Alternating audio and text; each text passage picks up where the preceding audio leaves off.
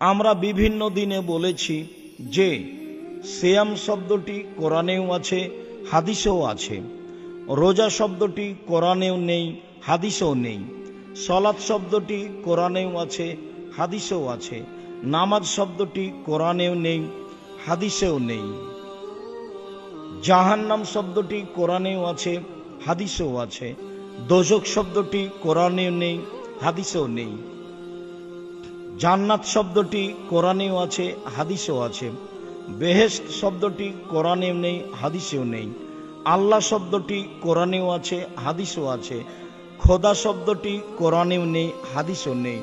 এইগুলি ইরান থেকে ফার্সি ভাষা হিসাবে ভারত, বাংলাদেশ, পাকিস্তানে এসেছে বিকৃতভাবে, যা মানুষ বুঝেও না বুঝে ব্যবহার করে।